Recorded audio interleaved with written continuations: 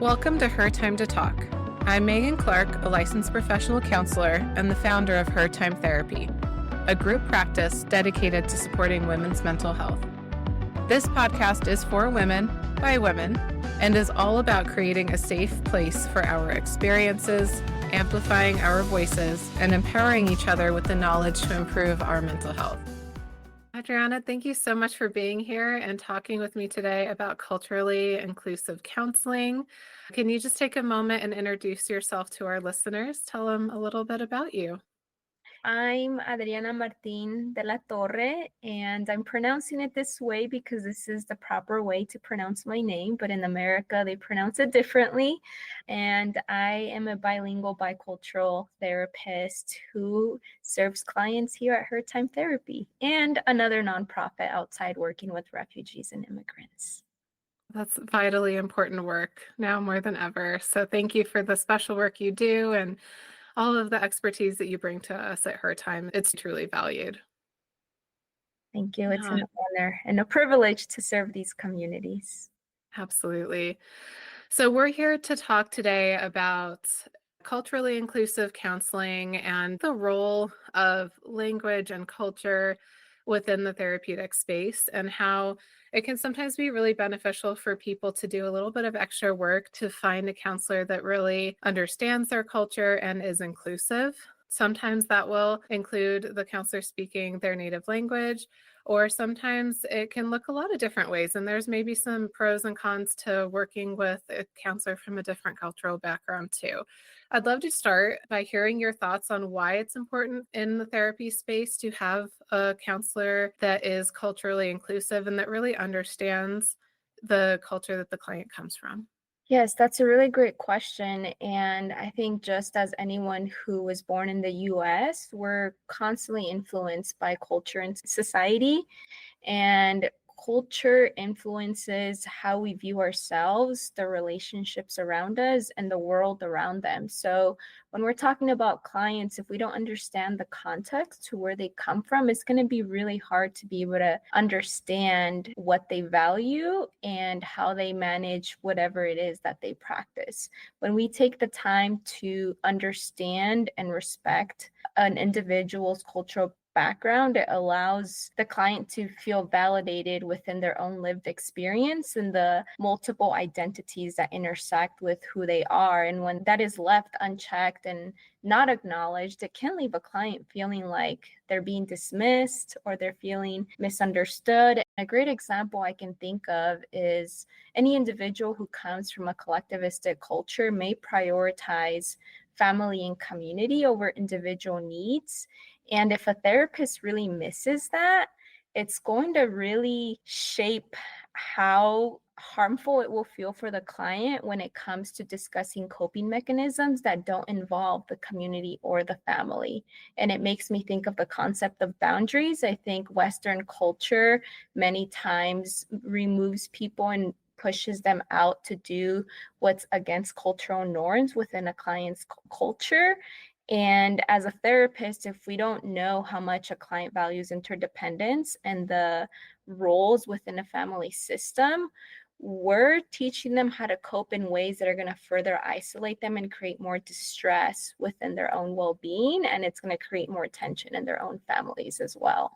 Yeah, you did such a wonderful job summarizing that. And that's really interesting to hear you frame it in that lens of, and maybe this is a summary of what I'm understanding you're saying, is for one client, you can talk about setting boundaries that are more individualistic and focused on them and what they need in their life, and it works great. But that same intervention for a client from a more collectivist culture that really views the family dynamic as the priority, it can actually serve to isolate them and even be harmful. Whereas an intervention is great for one person, it can be harmful to the other if you're not paying attention to the differences in culture.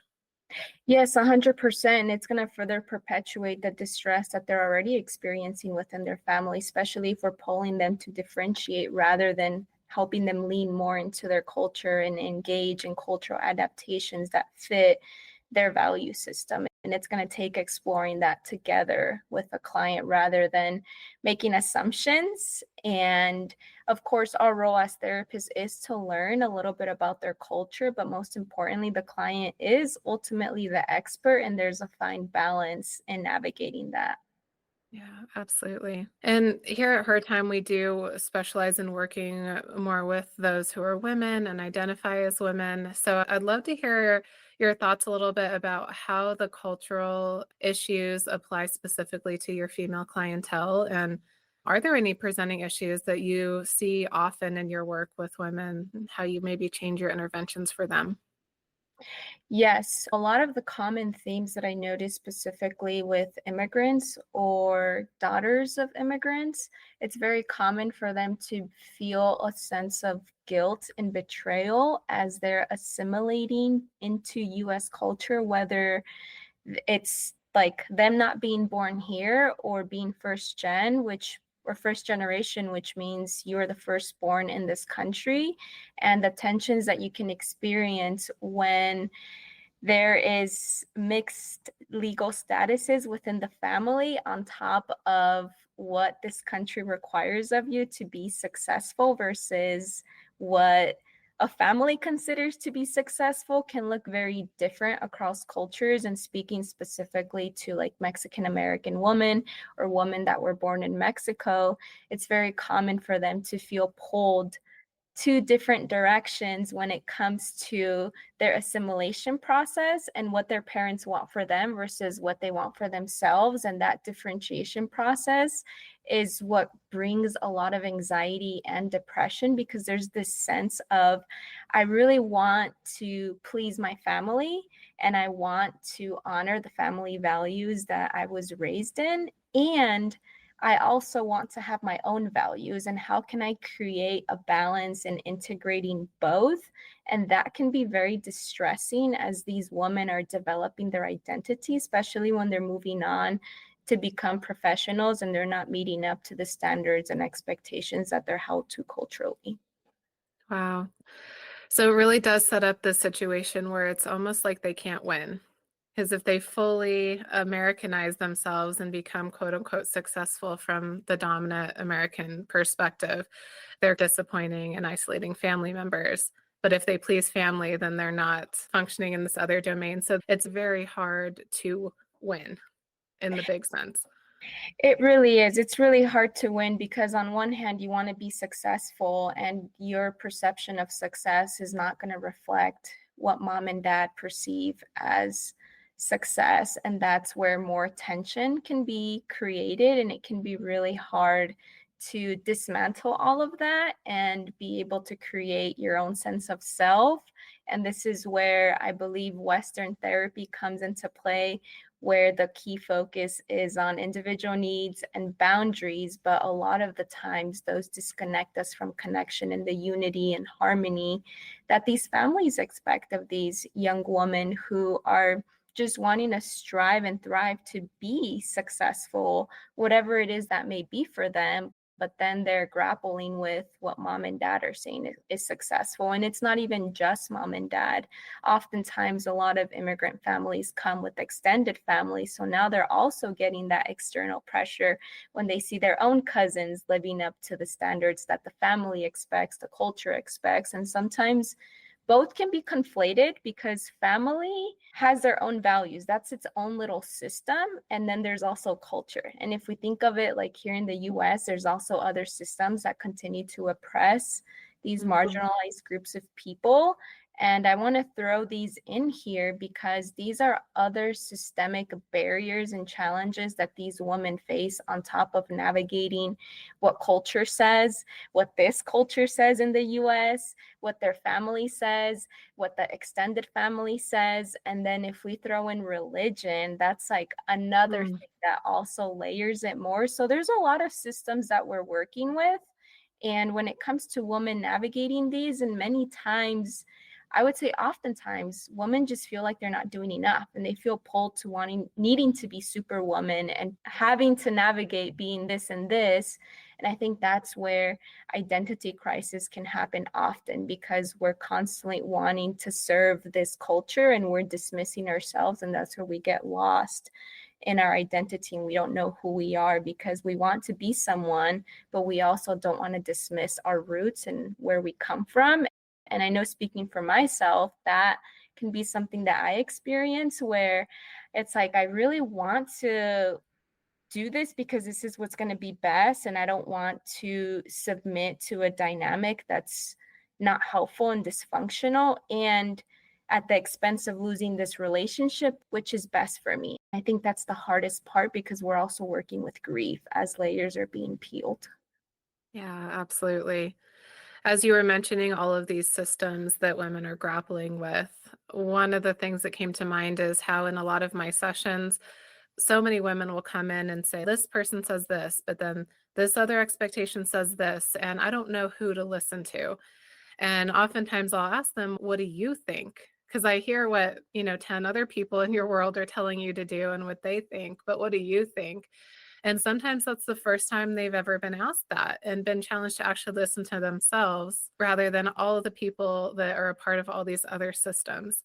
I'm curious if you've also found that to be true in sessions and how you work across all of these domains where we want to build up the personal empowerment and personal autonomy to hear your own voice, but also recognizing that, especially in more diverse cultures, we really do need to incorporate the family and the family system beliefs as well. That is a really great question, because oftentimes I would think just even asking the question, what do you think, can be so overwhelming, because their whole life they were literally making choices that supported the whole system. It was never about them, but it was always about the family. It was never about how is this going to benefit me before I even consider my family. It's how is this going to benefit my family before I even consider myself. There's so many voices that are taunting them about where do I move next? And that's where guilt shows up. A lot of guilt is just manifest of, I feel bad if I think about myself and what it is that I need. How are my parents going to look at me? Are they going to stop talking to me? Does this mean that the relationship I have with them is conditional based off of how I'm benefiting them? And I think this also brings it to socioeconomic status, right? If we're working towards healing and we're wanting to support someone find their voice, it's really hard to find that voice when there's other layers and barriers that are keeping you from moving forward. Because if you don't have the resources and you don't have the finances, self-care is out the window if you're just in survival mode and you're trying to live up to the standards of your parents and you have no room to be able to move forward. So I don't have a specific answer to your question of how to navigate strategically what that means, other than framing it more, how do you think your family would respond to this? Or what do you think your family would be most supportive of? Incorporating one of the individuals from the family system, because when we're talking about families, especially women, if we're going to throw in gender roles, every single person in the family has a role. And speaking for Mexican families, there's a hierarchy. So oftentimes when a woman is asked, what do you think? It's stripping off things that they have. It's difficult for them to even consider, because their whole life they've been dominated by someone else making the choices for them, because they never really had a choice. Even when they gave their own input, it wasn't always considered. It opens up a can of worms, in other words, and the most helpful way is to integrate family. But I think ultimately it comes back to the client and identifying where are they in their assimilation and acculturation process in this country. And that will give you all the information to know, is it safe for me to start to individualize this individual and move them towards this way, while also acknowledging like, hey, if you start to move more towards Western values, this is going to be a threat to your family system. There's going to be responses, because you are dancing a whole another rhythm than what your family has been your whole life. So be prepared, and I'm here to support you, to walk with you. As you're describing that, a question that came to my mind was, where do you tend to start with clients? But as you kept talking, it was like there is no one starting point. It really seems, as a therapist, you meet with your clients and just see where are they at in that process of being completely ingrained within the family system, or how much of an individualized self are they able to recognize, and starting with their highest point of distress and figuring out where to go from there? That is one of the ways. I would say what I do with most of my clients is I like to ask them about their migration journey. Even if they were not the ones who were the first to migrate into this country, their parents' migration journey had a huge impact on them. And that's where we bring in intergenerational trauma and some of the presenting symptoms that they may be experiencing. And when we spend time exploring that migration journey, that gives me more information about, one, the date that they arrived. And if I know the date that they arrived, that gives me information about how many years they've been in this country and how assimilated they are. And I also ask about their home life and what a typical day looks like for them. And one of the greatest questions that helps inform me of how assimilated they truly are, aside from how long they've been in the country, is when it comes to decision making, who's involved? Is it just you, or is your family involved? And once I have all these pieces to the puzzle that I'm formulating in my mind, it's when I bring it back to goal setting. And because I am more client centered, I don't like to structure therapy in any way. I let them guide me in where we're going next as soon as we have specific goals and start working towards that direction.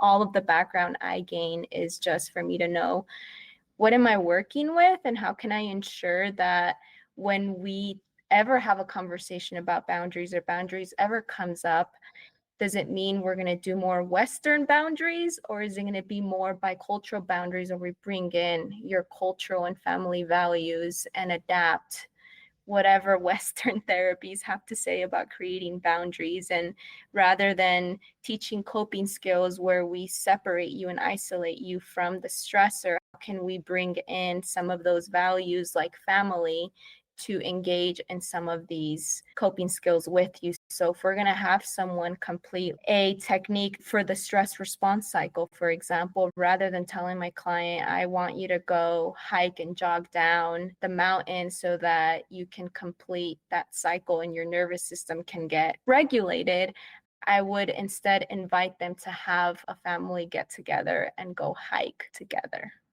That's such a great example of still pulling in a evidence-based strategy, but making it accessible and honoring their culture in doing it.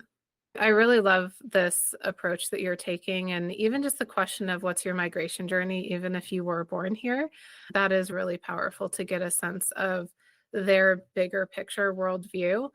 And in a lot of ways, I imagine just exploring the answer to that question really helps them learn the connection between that migration journey and some of the distressing symptoms they're feeling and are impacting them today.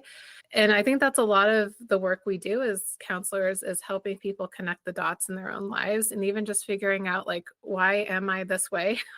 Why am I struggling in this particular fashion? And being able to connect those dots helps give them a little bit of empowerment to say, I'm not just crazy. I'm not broken. There's nothing actually wrong with me. This actually all makes a lot of sense when you look at it in the big picture. 100%. And as you're describing all of those pieces that help contribute to their story and integrating who they are, which is amazing to see it all unfold in therapy. One of the things that came to mind when exploring the migration journey and goal setting is language. I think language is so important because, in my experience in working with different cultures, there's so many idioms that do not translate well in English. And when we're working with someone whose native language is Spanish, there's a lot of idioms in Spanish that dictate how an individual's internal world is that cannot be understood in English. The best example I can think of that I heard many times, and I know a lot of my clients heard it when they were teens, speaking directly to Latinas, is a lot of Latina moms would say, no me llegues con tu domingo siete, which translates to, don't you come home with your Sunday seven. And if you hear that, you're like, what the heck does that even mean? Essentially, it's like an idiom. And what it means is mom is saying, I hope you don't come home pregnant. It makes no sense when you translate it word by word. And I want to highlight language as something that is very crucial to just the therapeutic relationship and ensuring that you're both understanding each other.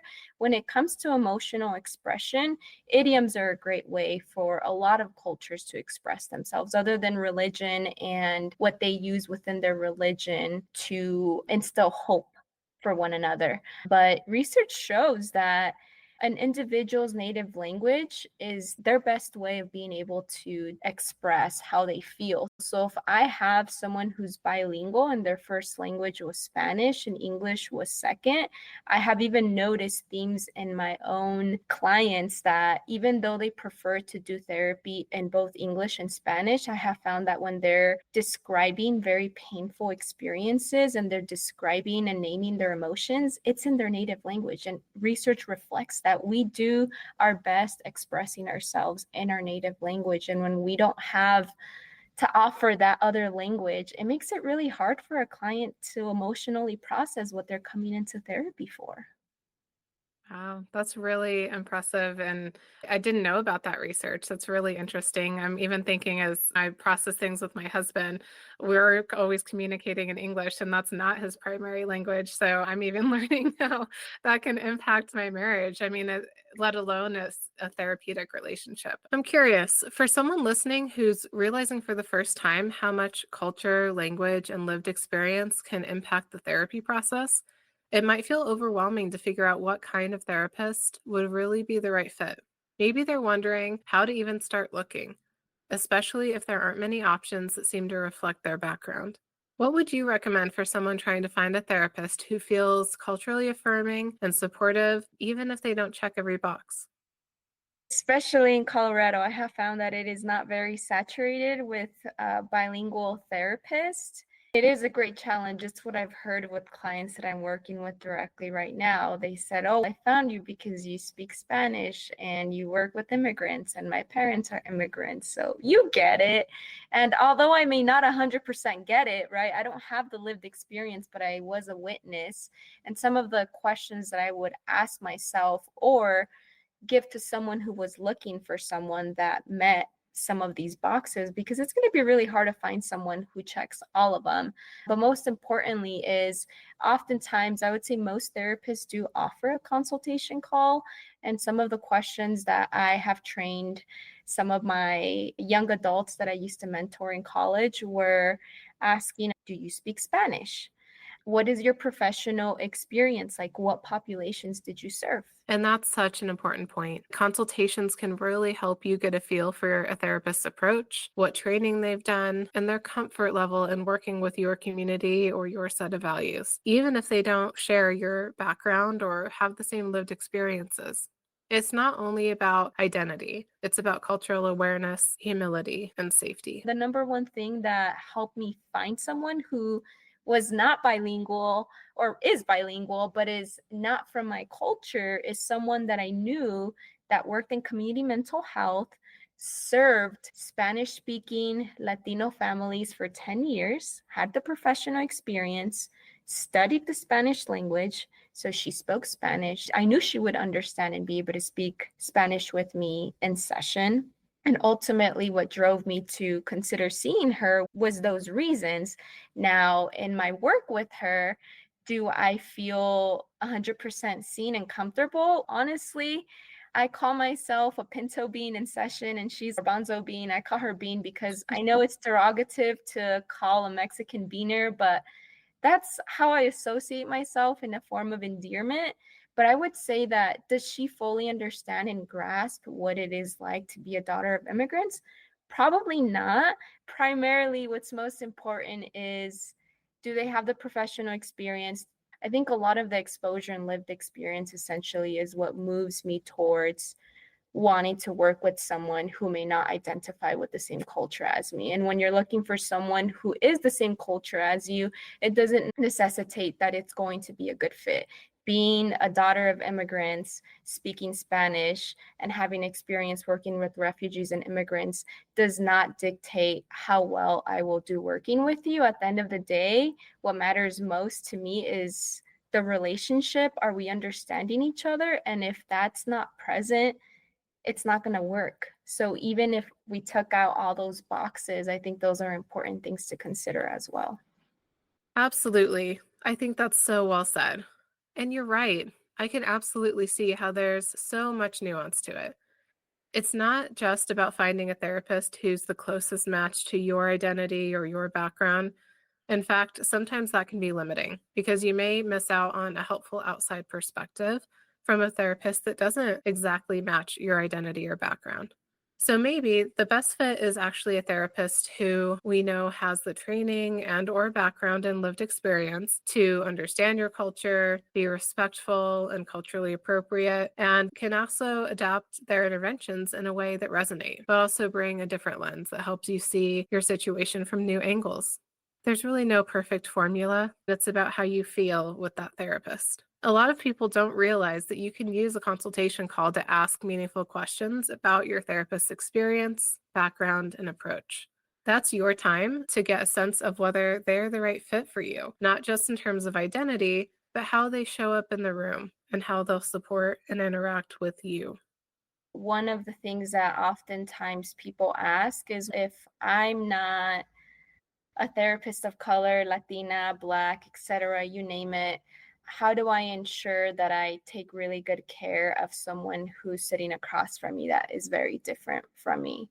And essentially, there's no black and white answer to that, just there's no specific black and white answer to how to find that therapist that is a good fit, because I have found many of my friends that are Latinas that have found white therapists that have been a way better fit than Latina therapists that they have worked with. And there's just too much nuance to really get to the little bits and pieces to address that. But essentially, when it comes to working with someone who looks very different from you, I mean, it also lands on me because I'm working with people who are from different countries. Like when we talk about Mexico, Mexico has various different states, and there's still like a slight difference in dialect and food and how people communicate and what certain words mean. And it varies across other cultures as well that are in Latin America or Central America. Like I think of ahorita in Spanish, like in Mexico, means like right now. So if my mom tells me, go clean your room ahorita, like it means now, go do it now. Whereas in Cuba, when someone says ahorita, it just means, oh, I'll take care of it later. There's a big distinction in that. And I come back to the source of, okay, what equips me to be able to show up for individuals that look different than me? I do not believe in the concept of being culturally competent, because in the same way as therapists, no matter how much modalities we learn and how much training we get, I don't necessarily believe that we're ever going to be competent in all areas. We're constantly learning. And that's the same perception I have when it comes to working with someone who's different. Any white therapist who's working with another white client, how often are they consulting about that individual? Because every single person that you're working with, the treatment is so individualized. And what takes me to the core of this is, although I do not believe on ever being culturally competent, I do believe in cultural humility, which is essentially you recognizing that you don't fully understand another person's experience because of your background, and that you're willing and open to learn from your client. And having that mindset when you're working with someone different from you, it allows the client to be the expert in their own life within their own cultural experience, rather than us going in and making assumptions from all the generalizations and stereotypes that people have made about that culture. It makes me think of even multicultural counseling. When I took multicultural counseling, I cannot tell you how many times in the book, when it talked about working with Hispanic clients, there was so much generalizations and stereotypes that don't fit every single family. It's not the truth of the human. We need to involve ourselves and get curious about who's sitting in front of us rather than relying on what Google says or the generalizations you've read on that multicultural counseling book or the assumptions that you've made as a result of surrounding yourself with these communities and making assumptions about what you have heard. I really appreciate your reframing of what it means to be culturally competent. For so many of us, especially those of us with privilege, it's really helpful to let go of the idea that we can ever master being 100% competent in someone else's culture. Cultural humility reminds us that the work is really ongoing. It's about being open, willing to learn, and creating space for clients to lead us through their lived experience. That's such a good point to look at the limitations of multicultural counseling as it stands right now. We definitely need so much more research and more development in that area. I know even through my grad school experience, our multicultural counseling class and the multicultural counseling textbook that we used had exactly one paragraph on counseling women in the entire thing. And I don't know if I went and started a women's based mental health practice almost in response to that, but it was like, wow, that is vastly underexplored and underserved. And if it was that way, and I noticed it so clearly for women, of course, it would be that way for other demographics as well. And in so many ways, we've just scratched the surface. But I think as a white therapist too, it's almost a relief to hear you say that we can never be fully culturally competent. Because I think so many of us who recognize our white privilege and we're really trying our best to be culturally inclusive and respectful of our clients' cultures and adapt interventions the right way, it's the sense of you're never going to be good enough at it. And maybe that's just part of the process is accepting that and appreciating that we can never truly have that lived experience. So we can never be perfectly 100% culturally competent at it. And it's more about trying to get there and doing your best along the way rather than ever reaching that perfect level. Yeah, I think a lot of what you mentioned of what you learned in your grad program and how there was only one paragraph, that is very synonymous to working with refugees and immigrants. There's no specific modality that tells me this is how you work with a Somalian refugee, and this is how you work with an Afghan, and this is how you work with someone with Iran, and this is how you work with someone who's from Congo. There's no specific way to maneuver and figure out what to do. And at the end of the day, it's core to be open to growth and learning. And when it comes to working with these clients that are so diverse, one of the things that we do as therapists, well, I would hope every therapist does this, is validation. If we validate our clients' experiences, whether individual or within group settings, with whatever it is that they have survived, that is going to allow them to feel far more safe and seen and open to being more vulnerable. Because what I have learned in my journey in working with refugees and immigrants is there are certain practices that sound very bizarre. And clients can see our reactions and how we respond to some of the things that they're sharing that have helped them persevere, that help them be resilient, and that have helped them move forward. And although what we're hearing may sound bizarre, our role is not to judge what is working for them, but to come back, to validate and take proactive steps outside of our session with them to educate ourselves about that specific practice rather than making assumptions of how harmful or not harmful this is being to them. And it moves us away from making assumptions, and rather in session, we can get more curious and demonstrate genuine interest in understanding their background and their practice and their traditions and their values. Yeah, that need for validation. And I love the word curiosity. As a counselor, showing up with curiosity and a complete lack of judgment, being able to validate different cultural norms and the way different coping skills work for different people from different areas. That's so important, especially in the United States, given that we are a melting pot and a country founded by immigrants. The fact that this country was built by immigrants is the beauty of it. Diversity is the beauty of this country. And I wish it was better reflected in the mental health field and all medical fields. We have so much research to do and such a long way to go, but I think a lot that you shared here today is paramount and key to that process. And as we're closing out and getting to the end of our time, I'm wondering if you can share a little bit to the clients who are listening to this and saying, yes, I totally am on board. I really feel like I need to do the work to find a really good counselor that matches me and understands my culture enough to support me. What would you say are maybe some red flags for those clients to look out for when they're searching for a therapist, or maybe even if they're already working with a therapist and are not feeling like it works out? What are those red flags of a therapist who is not culturally inclusive? I would be curious to know about, are there any culturally relevant approaches that they have to therapy? Are they utilizing techniques that resonate within a client's value system, whether that's narrative therapy? Because narrative therapy, like just even narrative exposure therapy, that was created in the Middle East. Like a lot of collectivistic cultures are storytellers, and they want to bring in stories and they want to unpack those stories. Are we integrating that? Are we integrating their spiritual frameworks that exist within their culture?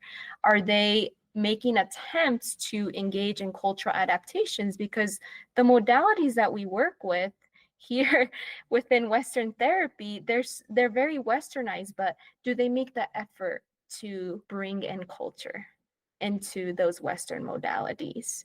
And at the end of the day, are they willing to be curious to learn about the context of where they come from to ensure that I and the client, speaking for myself or the person who's looking for the therapist, can feel safe, most importantly, seen and heard?